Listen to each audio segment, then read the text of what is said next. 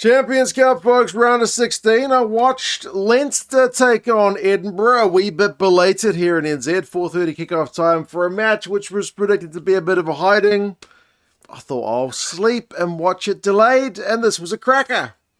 The other match was Bordeaux against Leicester, which I looked up the result of, and I thought, not going to bother watching that. I've just seen the highlights. That's like some Harlem Globetrotter stuff. There is some incredible stuff in that game, but it ain't much of a game. It's more like a training run for Bordeaux. So this game, when there were the two Tommy O'Brien tries, I thought it's going to go much the same way, but thankfully I didn't look up the result for this one, because when Darcy Graham scored, Edinburgh, believe it or not, were actually in the lead. Unlikely as it may seem, because I don't think I've ever seen as many intercept tries given away in one half of rugby. But yeah, made for an entertaining game. We'll go through the much belated key events and stats, and you guys can let us know your thoughts on what Leinster's chances are in the competition proper. Like I said, Tommy O'Brien ends up getting man of the match. A couple of early tries from him. Jimmy O'Brien gets the line break to start the first one. Harry Byrne was already confidently directing the backs around the paddock, which was pleasing to see. 7 points to nil when Tommy gets the first one. More Leinster pressure. A few kind of skill letdowns. Rieko's pass goes a bit too high out wide. Harry Byrne's pass to James Gibbs Park goes a bit low, so it's a knock on.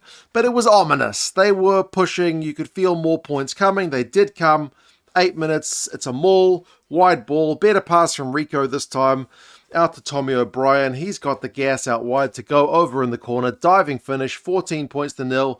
We're not even 10 minutes in. I'm thinking maybe I should fast forward some of this game because it's going to be a hiding. But I stuck with it. Thankfully I did, because Edinburgh had a bit of a purple patch of their own. They got a quick fire double. The first one, loose Leinster carry. Furlong spills one ball. Shield pounces on it.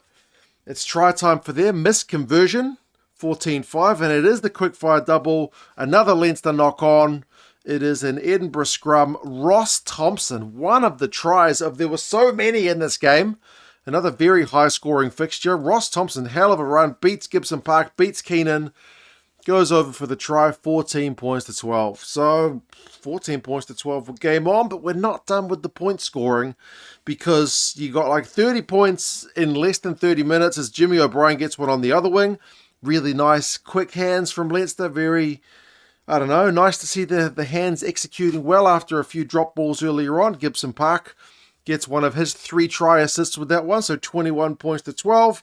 The 6th try, as Thompson gets an intercept. It's Osborne trying to pass it to Gibson Park. It's a bit of an easy read for him. And we're now, 21-19? Like, we've got 40 points in 28 minutes. I will ask you once again, is this Super Rugby or what?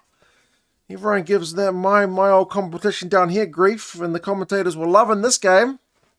Maybe not the Leinster fans giving away these kind of easy tries, I guess. But yeah, she's a very high point scoring one. I'm on the edge of my seat to know what's going to happen next. That being said, I don't feel like Leinster are in any doubt. Still, I don't think at any point I felt like Edinburgh were going to win, even when they went in front, because I couldn't see Leinster giving away more tries like that, even though they did.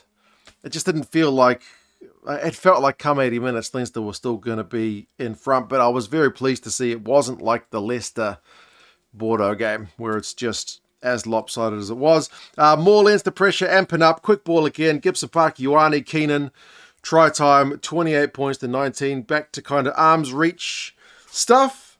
But as I was saying, just as you think Leinster surely can't give away another try, they did. Credit to Edinburgh, man. Matt Curry, he's got the intercept, and we're 28-26 at halftime. Despite the fact that Leinster's got close to 60% possession in territory, we are a 2-point game at halftime. It is an absolutely bonkers first half. Second half was a little bit less bonkers in terms of the back and forth. Van der Fleer got denied one for kind of dropping it over the line as the Leinster forwards got their power game going. They said there was clear daylight separation. I would have liked them to slow it down and really zoom in on that one, even though I'm not a fan of the TMO stopping it for as long as it was. But, yep, I don't know if there was like 100%. There was 90% separation. I don't know if it was 100, but either way, it's not going to be a difference maker in this game. Edinburgh took the lead. The Darcy Graham try is a proper worldie. It is a proper worldie. There was again a Leinster knock on. Give Edinburgh scrum possession. They had Graham with the half break. He chipped and gathered. Conversion hit the post, but they still were in front for ever so short time. But it was 31-28, but that's their final scoring. Leinster get the tap game going. Van der Fleer does go over after Sheehan had gone close. 35-31, two-score gap. When they win the high ball contest, Leinster, Rieko goes down the left wing, gives it to Clarkson, who's steaming onto it at a rate of knots, 42-31, and then Rieko puts it to bed.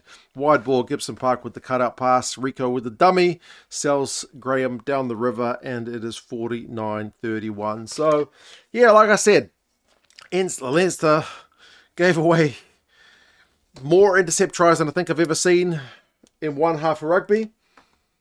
I don't think they ever looked in doubt, I'll say it again, because like Edinburgh were not squeezing them like you sometimes get in momentum switching shifts in games, but line breaks is 10-8 to Leinster. That's a lot for one game. Turnovers conceded 15-10, so Leinster a little bit too sloppy at times, and they were punished for it by Edinburgh. But possession is 59-41, territory is 68-32, penalty count 7-3 against Edinburgh. Defenders beaten is 23-15 to Leinster. On another day, the scoreline probably blows up by a fair bit more than it does. Van der Fleer wins a couple of turnovers, dropped a few balls as well, but positive impact from him. Tommy O'Brien, man of the match, couple of tries, 4 line breaks. Doris, 11 tackles. Marshall Sykes and Liam McConnell, bunch of tackles from them, 13 each. But yeah, Rieko gets a lot of hate. Like Rieko's passing was a little bit iffy in the first half, but he's not too bad.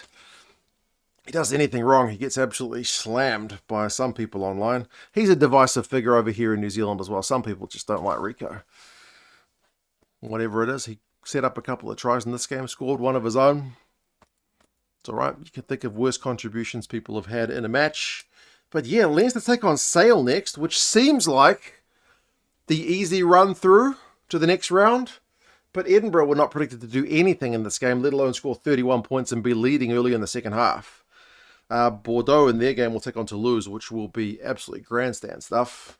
Neither of those games are friendly kickoff times for me, but hey, I won't complain. Either get up and watch it or watch it delayed. Pick one. But yeah, entertaining times in the Champions Cup. You guys let us know your thoughts on the match. Do you hate Rieko? You guys take care. I'll talk to you guys again soon. See you later.